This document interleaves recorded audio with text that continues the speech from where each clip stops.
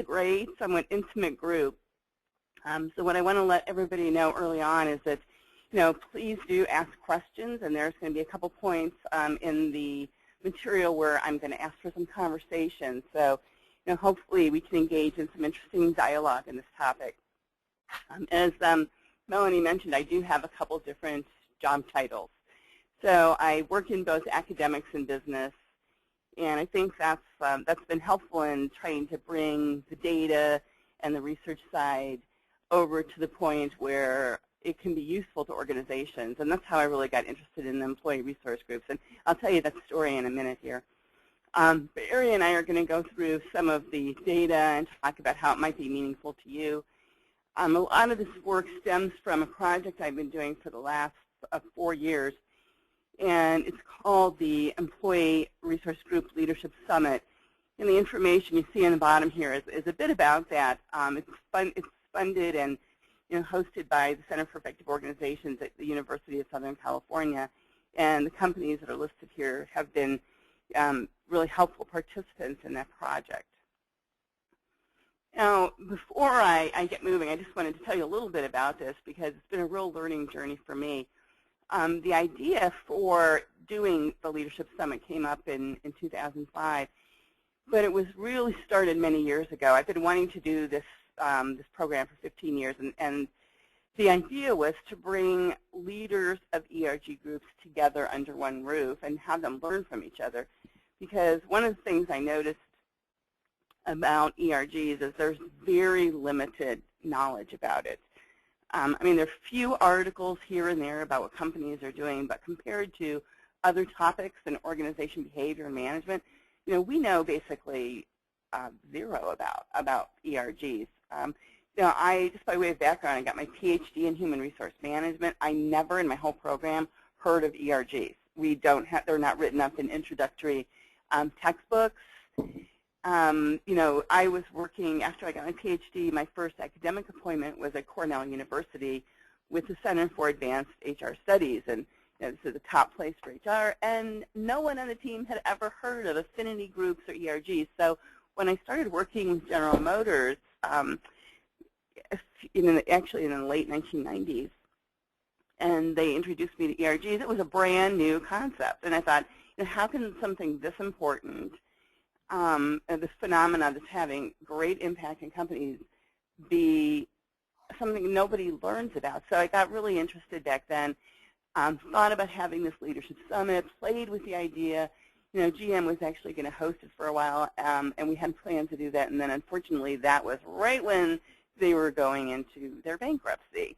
So it didn't happen. So we waited years and years. And then in 2012, Mattel and Corning loved the idea and decided to host it. So we had our first program in 2013 with 50 people. The next year it went to 120. And last year we capped out the room we were in at close to 150 people. And we're going to have another program in the fall. So over the years, what I've been able to do is have ERG leaders from multiple companies come together. We've collected data, I'll talk about this, from the members in the companies, and we've been able to really put together a lot of information, case studies and empirical data to understand the impact that ERGs are having on organizations and their members. And that's what I'm going to focus on today. Right, and just a little bit about the theme. So whenever we, again, it's 3 years. We've got one coming up this year, but we've always tried to focus on a theme. Our first theme in 2012 was really learning about the leaders themselves. So taking leadership development beyond just developing the leaders to be leaders of ERGs, and how do we use this experience to help the leaders become outstanding leaders in their companies overall. So 2012 was really all about leadership. And then in 2013, we turned to a topic that was of interest to the members, which was ERGs as sources of innovation. And I'll just stop for a minute and say I'm using the term ERGs even though they go by a lot of different names. So some people call them affinity groups, some people are calling them business resource groups, and you all might have your own names, but I'm just going to, for sake of consistency, call them ERGs for employee resource groups. And then so on to 2014, the theme we had there was ERGs to BRGs, which is one of the trends that we're seeing, that there's an emphasis on the ERGs being very much focused on achieving business goals versus focusing on their members quite as much.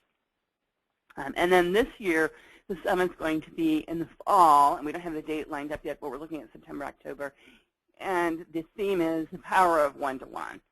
How do ERGs impact communities one person at a time? And by communities, we mean communities in the organization, within the organization, communities of customers, and then the overall cities and towns and other communities we're involved in.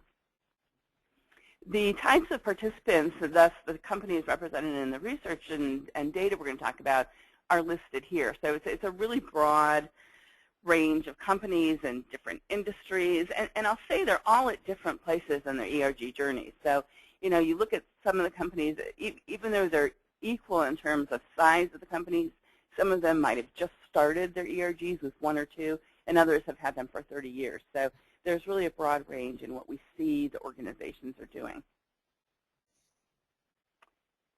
The key for this conference, one of the things we wanted to do when we started it was not have one of those talking head conferences where everybody goes and sits and listens and sits and listens. So one, it's very workshop driven. And we did that so that people walk away with skill development. And also we wanted the members to be able to mingle with people outside their company. So we had different sessions where the leaders of similar ERGs would get together. In most cases, the head of diversity and inclusion was there. We brought them together for sessions, and we really mixed it up a lot so they met other people and were able to practice ideas, work on live case studies, and then play with the data that we collected. So in addition, we collected data from all the companies. I think I mentioned earlier, we collected the information from the members. Even though just leaders came to the session, we collected data from the members so that the leaders that were at the session could walk away with their own data, go back into the organizations and take action. And in some of the companies, we collected data from all the members of the ERGs in addition to a random sample of non-members. And I'm going to share some of that information with you. But I think adding the data to it made it a very unique event, and it did what we wanted, was allow people to go back to their organizations right away and have something that they can take action on. Now, before I get into the details of the data, I just wanted to stop for a minute and give you what I'm going to call our big aha findings. Things that not only were important to all of us, but they had an impact when individuals went back to their organizations. So the first thing revolves around a concept that I'll share more information with you, but we measure employee energy at work. Now, the definition of energy is ability to do work. And so if you can improve energy, basically you're improving productivity.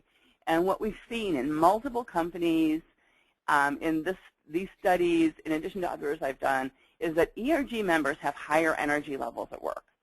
So there's something about being in the ERG that's having a very positive effect, not just on the ERG output, but on the work that individuals are doing when they are going back to their day jobs.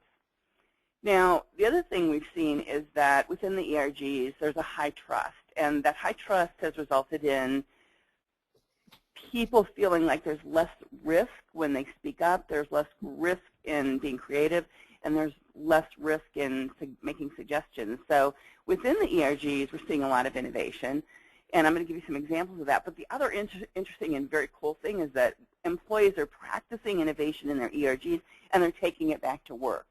So what we're seeing when they go back to their day jobs, they're coming up with more ideas, they're implementing ideas, and they're helping their companies be innovative. And at least what I've seen, most companies today are really looking for innovation because the pace of change is so high. Now, let me give you an example of that, because when we talk about innovation, I think people get really interested. So one of the presenters at our second ERG was PepsiCo. And I'm sure all of you know them. They said something like, we ask you to responsibly snack when they talk about all of their products. But it's a very large company, obviously very consumer-facing, and they have some very interesting work going on with their ERGs and are focused on innovation. So one of the new products that, and there's more, that came through the Hispanic Latino Heritage ERG is some of their new chip flavors. So, cool guacamole, I don't know if that's a popular one there in Pittsburgh, but this is a product that is doing very well in addition to the others there. So basically they went to their ERGs and said, can you help us think about new product ideas? And the important thing here is just because the idea comes from the ERG doesn't mean it's going to get implemented. I mean, PepsiCo has formal systems for coming up with new products. They have big R&D. So the ERG ideas have to contribute in a way that beats out some of the other ideas. And they're talking millions of dollars for these products. And the ability of the ERG to understand the customers and come up with something that they took to market is very impressive. Now, if you think about those kind of ideas, think about being in the ERG, coming up with ideas, and in this very competitive environment getting it implemented. What does that do? Well, it makes people feel pretty positive and confident. And that's why we're seeing the experience in the ERG translating to their jobs, because that confidence makes people feel more energized. It makes them feel like they can engage in these kind of behaviors back at work. Before I move on to the next section, any questions? Let me just open it up.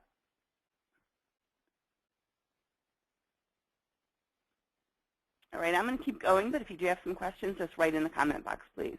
Ari, anything from you out there in terms of anything I've done so far? Any comments or questions?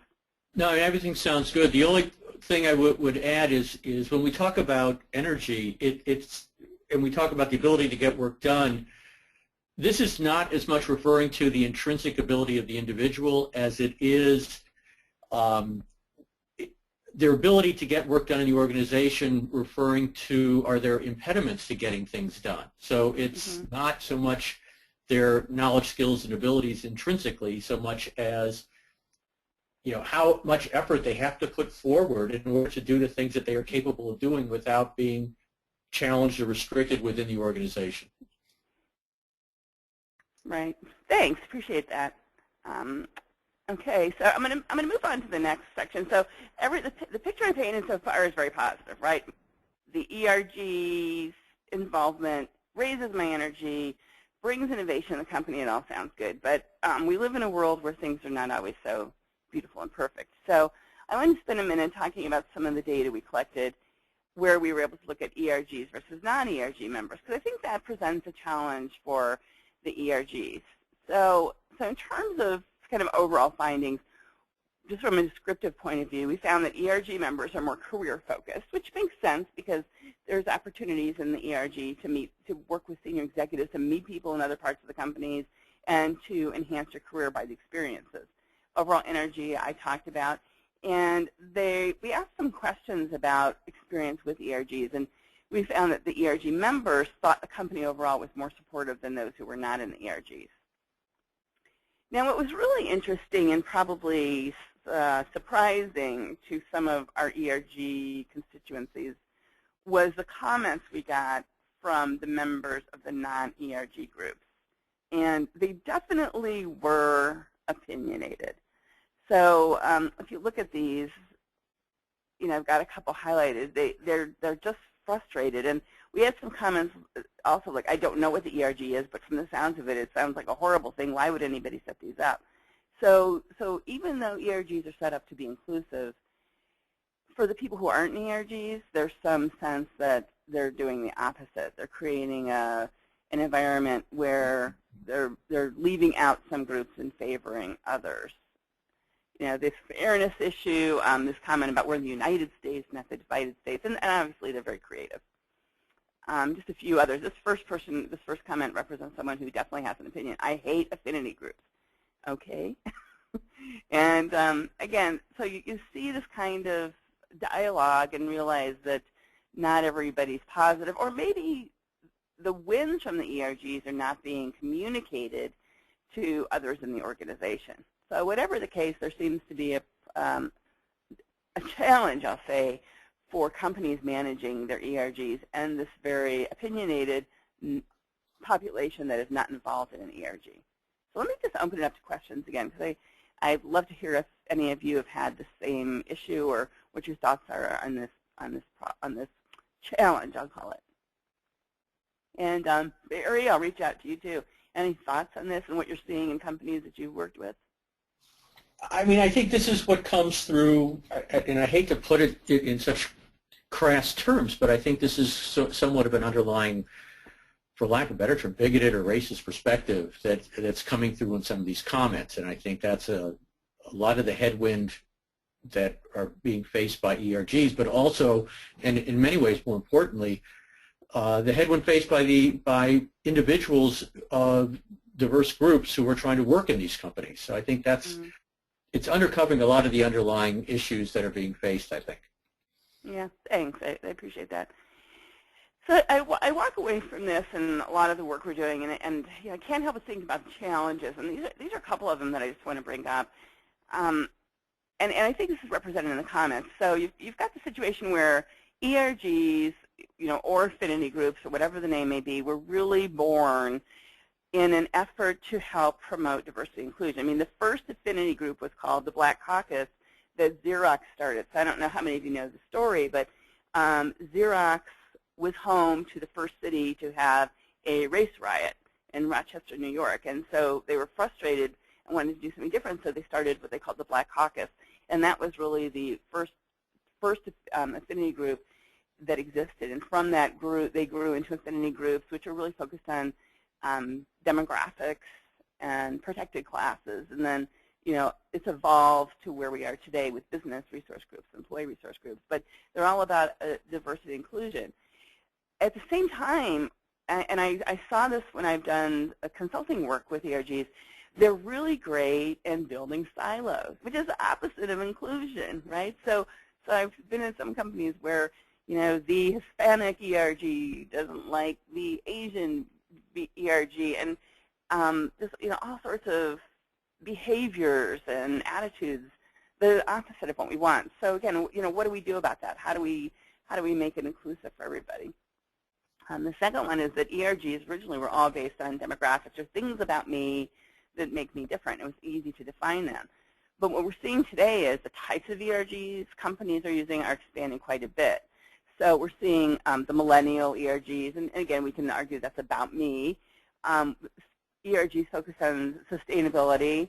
One company that I'm working with now has a new cancer support group ERG. So the way they're moving, I had one organization call and ask if their tennis group should be an ERG. So we're getting a little confused. Again, it might be confusing to think about what they are and what the rules are for an ERG. And what does that mean to us? And again, they were about diversity and inclusion only, and now we're focusing on business issues. So people are meeting on their own time to talk about new products for the company, and the company makes money from that. Which then brings up my last point, is they're about, when it was volunteer time and it was helping me, I think it was easy to rationalize, but now it's volunteer time and I'm helping the company, so when does volunteer time move into work time? Are we just asking people to work and on their own time and then not get paid for it? So there's some real interesting challenges going on. And again, I'd like to take a moment and just pause and get any reactions. Barry, I'm sure you have some opinions on this, and then maybe if you all, the other people on the call, can think about it and raise your hand or write a question or comment regarding these. So Barry, I'll turn it over to you for a minute. Yeah, I think what you've uncovered, what I think, as I talk to people who are with ERGs, are very similar to some of the experiences that I'm hearing here. Although the tennis group one was probably the most bizarre, for lack of a better term. I haven't heard anything like that before. But the major concern that I have is that they are misperceived as not being organizationally driven and being seen as just another kind of civil rights diversity issue, which is far less than what they really are. So I think being able to identify what the values are that they present to the organization is critical, and it seems to be one of the challenges as I talk to people who are in leadership positions that they're having is getting some space to say, no, this does make a difference and it is important. And I think in the Pittsburgh context, where we clearly have corporations here that are challenged to find high quality talent and retain that talent, finding ways to address some of the relationship issues and improve relationship issues, particularly the issue you talked about with the one-on-one, I think becomes particularly important. Mm-hmm. Yeah, and I see a comment. I think this one is from Melanie. Did you want to say something about this? Yeah, I had myself on mute. Hopefully you can hear me.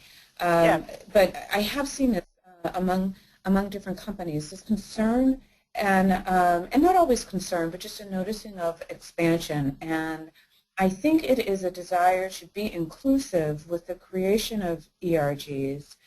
But the concern that they have is, how do I continue to show that they are adding value to the organization as we go through this expansion of the creation of different, more alternative kinds, and looking for data then to justify the expenditure of funds, the offering of time to the extent that they're convening on company property or on company time, using company resources, and so those are some things that I've seen. Yeah.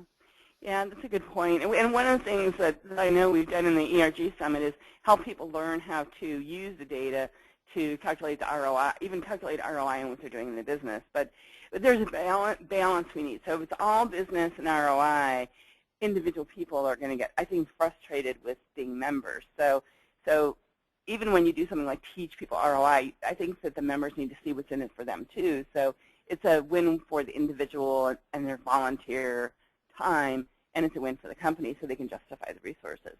And somewhere on balance is probably balancing is an important word with this. Balancing the interests of all the constituencies.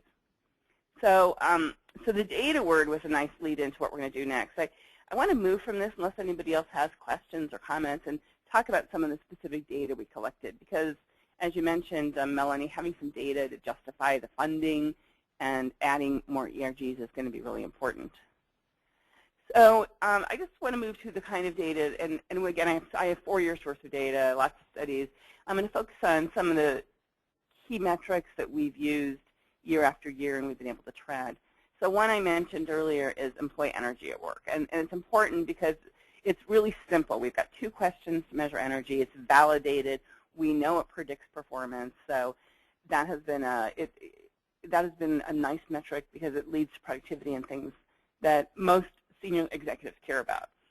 We also looked at the factors around the ERG and what it's delivering to members. So are the members confident in the ERG and the kind of work they're doing? And then what about the performance of the ERG? And then we have another set of questions about the context for ERG. Do they feel supported by their managers and the company? And some of these questions came from the members and the people who are participating. The way that we've run this is we do the survey with all the members, and then the leaders get access to their own data for their company. So no individuals are identified, but the aggregated reports, and then everybody gets access to their data versus the benchmarks from the whole sample. So it's been really useful from a learning point of view. I just want a little bit more about energy, what it looks like. I said it's simple, it's easy to use. We've used this metric and validated it in 50 countries, and I think the big key to success is it's color-coded. And I say that with a grin on my face, but it's true. Sometimes what we know is simple is better. But the way we look at energy comes from physics, looking at exertion, energy exertion. And a parallel to it would be maybe also your body pulse. So if you think about it, when you start running, like if you're prepping for the marathon that's coming up, your doctor would not tell you, now go out and go as fast as you possibly can and see what happens, because you'd probably go so fast you'd have a heart attack. So what we do is we take into consideration your age, what shape you're in, et cetera, and you have a target heart rate, target pulse. And the same thing happens with energy at work. We want you to exert energy, but in a zone or in a range that's really good for you. And good for you varies from person to person. So this color-coded scale allows us to ask 2 questions. Where are you on energy? And I tell people, just blink. So right now, just look at it and blink. Where do you think you are? And then, where are you at your best? And the gap between those 2 predicts performance, and trending data predicts performance. So if I say, I'm at a 9, first of all, when you get to the very high levels, you're exerting so much energy, you're at risk of burnout. So 10 in this measure is a bad thing. But as you get up to the top, you're exerting more, and what we see is there are occupational differences. So salespeople, for example, say, I'm really at my best at an 8.5 because I need to be really exerting a lot because I'm going to get a lot of rejection. Whereas programmers and engineers will often say about a 6 because they need to concentrate. So the way we set it up, there's not one magic number that's best. It's what's best for you and where you are today and what's best for you. In addition to energy, we've asked questions on direction because you can be really energized and spending your energy in the wrong stuff. And then that is not going to help anybody. And I love, this is one of my favorite pictures, so I always need an excuse to use it. Again, you can be engaged, you can be energized, but if you do the wrong things, it's not going to have an impact on the organization in the way that you want. The other thing that we asked those questions, and you'll see some of the data soon. The other thing we introduced last year was a model of a business impact model for the ERG. So I'm going to take a moment and walk you through this. If you look at row 1, when we talked to our stakeholders and the people attending, they said there's 3 different levels of analysis or 3 groups that we want to impact through our ERG. So one is we want to impact the individual member. We want them to have a good experience. The second thing is we want to impact the company and do something that goes beyond just our ERGs and ourselves. And the third level was external stakeholders, so my community outside the company, maybe my customers. Now, in addition, we asked what are the ways in which the ERG should want to impact. And that's where we came up with the items in column 1. So one topic of impact is talent management. The second one is the culture of the company. And the third one is vitality. So think of vitality as moving forward, that the company is not standing still, we're doing the right things, we're making progress. And then we created the 3x3, so we have our 9 box here. And with it, we have topics listed in each one of these boxes. And then basically from the survey and research point of view, we wrote questions to go with every bucket. So if I take individual and talent management, I want to impact my members' professional development, their careers. If I think of individual and culture, our ERG is trying to create a great place for somebody to work, and that's through the culture in the company, it being more inclusive. And the list goes on. So now that was an introduction of the metrics. Next, what I want to do is talk to you a little bit about the sample and share some of the data that we found from last year's summit. We had a little under 2,000 people respond, and we had samples of ERG leaders and non-leaders. We were able to break those 2 groups up. 21 different companies, and as you can see here, some of them had you had to have enough people to qualify for your own report. That just gives you a sense of what people get who participate. So let's go back to our 9 box. These are the scores on the averages for each one of the boxes, and the scale went from 1 to 5, where 5 was positive. We did have an impact, and 1 was no impact at all. And so the red box is the lowest score, which is for the ERGs having an impact on recruitment and selection in the company. And the highest score is associated with the ERGs creating a company environment that's inclusive. So I was really, and again, I'd like to open it up to any comments you have for this, I was really surprised by how low the score was. I mean, 2.5 is low on a 1 to 5 scale. How low it was for recruitment and selection, because that was one of the areas of work that affinity groups first started doing. It was all about acculturation. It was helping bring in people, like me in my demographic, and it's obviously incredibly low. So as you look at that, I just want to open it up to thoughts from. There's 2 things that are interesting. As the companies who participated looked at this, the first question I had is, are these things you're really trying to do as your ERG? And so I'll ask that of you. Are these questions in the buckets, are these areas of impact things that resonate with you? And then what do you all think about those scores? And Melanie and Barry, I'll open up to you for your reactions. I think so. We do have one question. Excuse me, Barry. So whenever you guys are ready, we do have a question that was asked.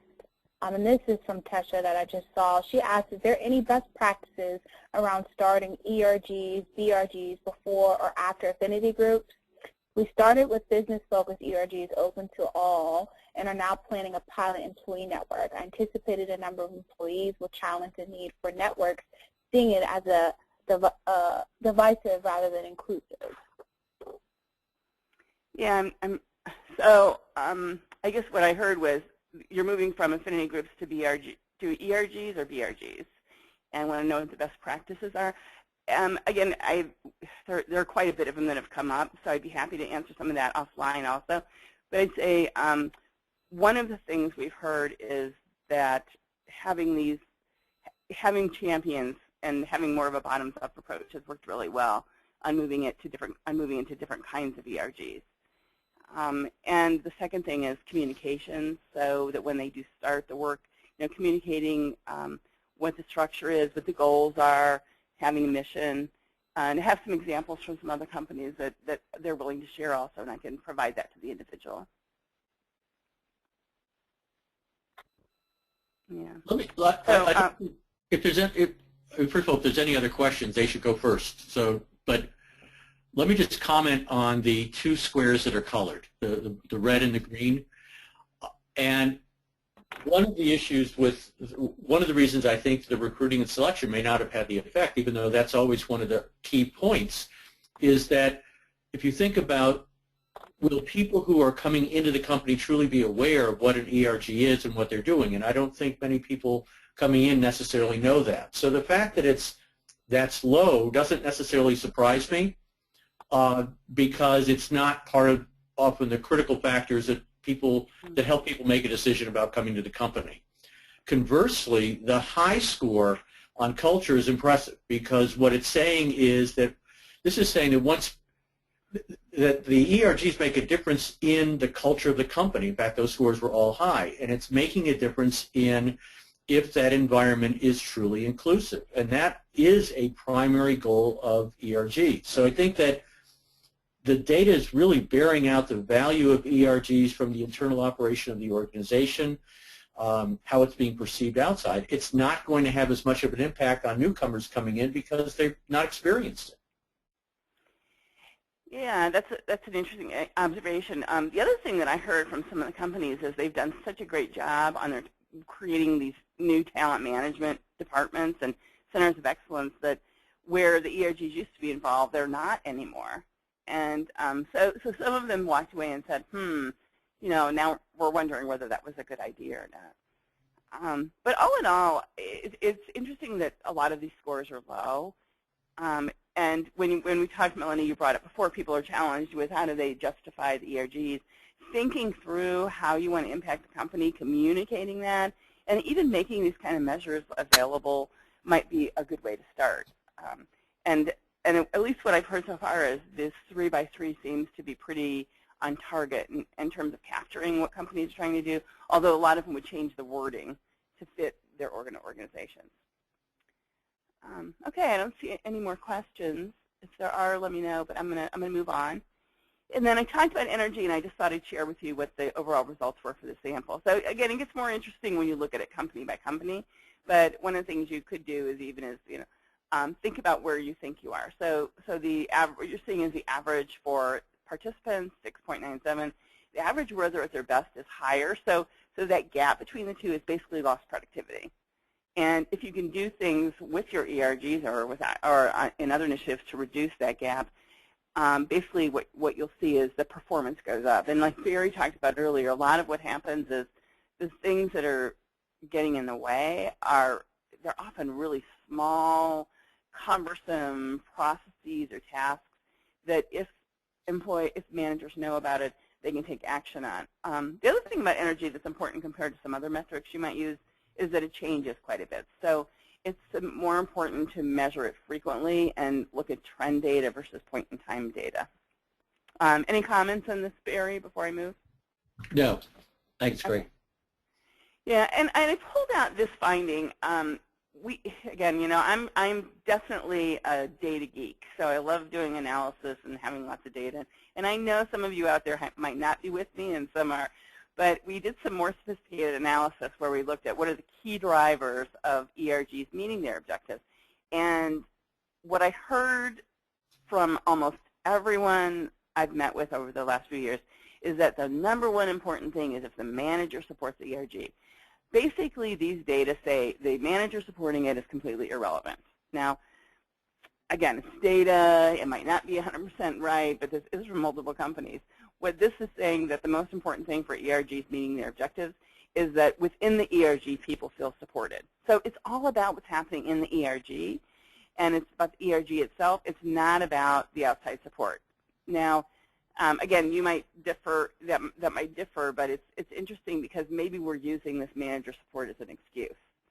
And this has just been kind of really interesting finding because it goes against the old wives' tale that it's all about the manager. What this is saying, it's not about the manager, it's about you. You, the ERG member, the ERG leader. All right, any questions? Let's see, how are we doing on time? I have two more impact stories from companies that have participated, little short pieces of the case studies, and I can go through those very quickly, and then we'll open it up to questions after that. Right, one of the companies that did a case study and worked with us was Brown-Forman, and I want to thank Ralph for his involvement. And what I did is just pulled out a couple pieces of information that I thought you might find interesting. If you don't know Brown-Forman, they're one of the 10 largest global companies in Louisville, Kentucky, and here's some other information about them. They produce brands that I'm sure we all know. Jack Daniels is on the left there. And they have a very impressive diversity program. So this just tells a little bit about what they're doing. Ralph was hired in 2008, and he's made a lot of changes, including launching ERGs in 2009. So as I mentioned, some of the companies have just recently done them. What I thought was really interesting about their work was the way they articulated the value of the ERGs, both to the employees and to the company. And I highlighted a couple of things here because we're seeing, and even if we're not focusing directly on innovation, it's coming through in a lot of these, the context and the strategies of the ERG. So in this one, you see that on the organization benefits, they talk about providing insights into making the brands more relevant. So that's, again, looking at the ERGs as a way to think about the product and almost like a focus group in the organization.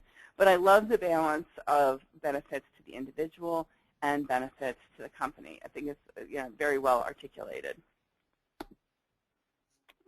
And if you have any questions on that, again, I just kind of give you a sense of what other companies are doing. The other company, Alan and Heather recently did a webinar with me on this, is Thermo Fisher. And I think that they have a site there in Pittsburgh, so you all might know them. Large company, doing a lot of very cool work, innovative, hiring lots of people, global. They've done quite a bit really thinking carefully about their D&I function.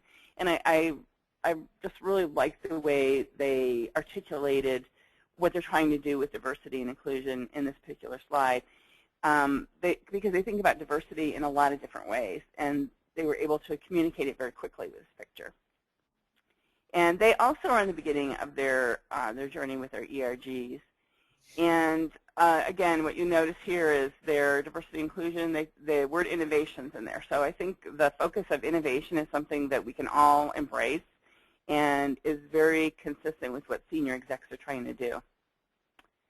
And one of they're probably most aggressive, and one of the first ERGs they started was the millennial group. And we did a deep dive on this and talked a little bit about what they're doing. They're very high energy, I will tell you that. We've worked with Heather's the lead. And a lot of the millennial groups are doing reverse mentoring. I'm not sure if your groups are doing that, but that's been really popular, where the younger people mentor the older in a reverse way. So I'm teaching my senior exec what Twitter is and how to use it, for example. I mean, there's so much happening in technology that the senior people, and I mean levels and age, however we want to talk about it, really benefit from the millennials. And so I'm a professor at 2 universities. I keep thinking we should try that out. I think it would be great. We have the students in our classes, and I just watch them, and I know they know a lot more about things, some things than I do. So it's a nice way for people to meet, to learn from each other, and again, if you think about what energizes people, what a great energizing experience for them to work together. Right, with those two examples and all the data, again, I'm giving you an overview of lots of work we've done. I think what's really interesting is that these ERGs are continuing. The trends are in the right direction. We're seeing them having high impact on organizations, not just from a diversity and inclusion point of view, but on from a business perspective. And when you think about what's happening in the world today, and diversity and inclusion has not gone away as a goal that we need to pursue. But if we can think about diversity and inclusion in so many different ways, particularly in helping organizations, the support's there. And I think, in terms of future, where can we go? What can we do? It's really open. And I'd love to, again, open it up now for questions or comments or to learn what you're doing in your organizations.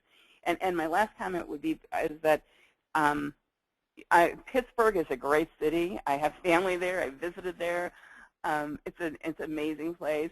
We would love to see maybe something like the ERG Leadership Summit in Pittsburgh. So who knows? Maybe we can think about that as a possibility too. So with that, I'm going to stop and open it up to the group. Ari, Melanie, anybody else that wants to speak up?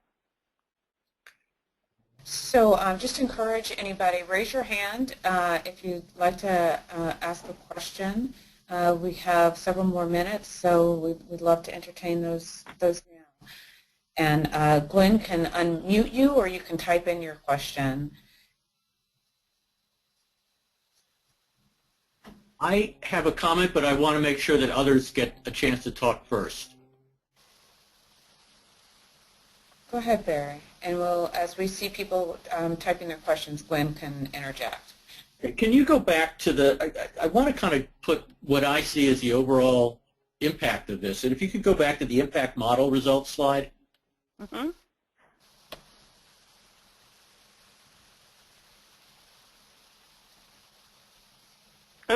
There you go. If you look at the impact on culture, so that's the middle row, mm-hmm. And if you think about all the issues that companies have try to use to impact their culture, we all understand the value of culture, even if we can't necessarily describe what it is. This is pretty impactful to me. It's affecting people's individual attitudes about whether this is a great place to work. It's impacting their view of the organization as being inclusive, and it's impacting how others outside the organization view the culture of the company. And if we put it into context of Pittsburgh being a challenge for, not now, no. I'm sorry, hold on for 1 minute. Yeah, and I'll say that's a good observation, because that row is definitely, and those numbers, they are very positive. Yeah. So I apologize. I just had to get someone at the door. If you think about it in the context of Pittsburgh and the challenges that we have with diversity and retention of people in companies and the attitudes about whether this is a good place to either stay in or relocate, I think that factor is pretty impressive in terms of what it's doing. And that, to me, is one of the key messages about ERGs are impacting how individuals view their company as inclusive, whether they think about it as a great place to work, and how others see that organization. And that, particularly again in Pittsburgh, where we are challenged with diversity, this to me is important. So have there been any lessons from companies about how they may be able to take this data to leverage additional resources, or maybe the creation of other affinity groups or BRGs, or maybe the reverse, reduce the number and have greater focus? Yeah, from what I've learned, most of the companies that got their own data have all used them. I just had a conversation with Nike, and the people who were involved in that basically took all their data, and they created working groups to help each ERG find out what are the 3 things they learned from the data that they can change, they can work on, and then what can they overall do. And they've had a year of action groups and trying to drive innovation, and they've done quite a bit with it. I think Thermo Fisher also, when we were talking to them on the webinar, they learned a lot from theirs, and they were able to strengthen their millennial group, and they're working on adding some other ERGs also. So we've seen, again, I think that with organizations today, we just need to get past hearsay, and data can have a very high impact. The other thing I've seen work really well is teaching the ERG leaders how to do some really simple ROI calculations. So when they look at, let's say if I have a budget for $5,000, if I can show that from my because again, the budgets aren't really high for most ERGs, but they usually have something. If they can show the impact and should present it in a way that is consistent with how we evaluate other business programs, it's had a big positive impact on them getting additional budget and getting support from senior leaders.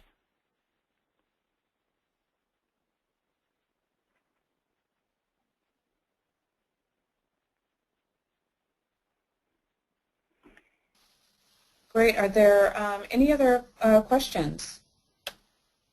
I want to give everybody a minute. I know we're coming up on the end of our time here. So let's just see if any questions pop up. Theresa and Barry, if you could just give us a second and see if anything comes up. Yeah, and I'll say, I guess I'll just talk since there's still some airtime left, right? It's just been so fun to be able to be part of these ERG Leader Summits, to see people from multiple companies and ERGs working together, learning from each other.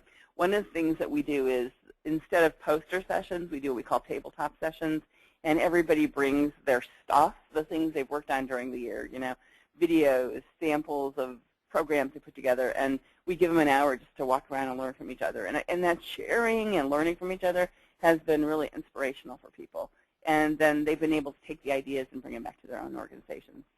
And I think it's important because I'm going to go back to what I said at the beginning. There's just not much information available on ERGs. It's like they're a hidden organizational gem that has not been, there's not much published about it. There's just not much work there. So learning from each other is really going to be important if you want to impact your ERGs. One of the topics we've heard a lot too is, what do the structures look like?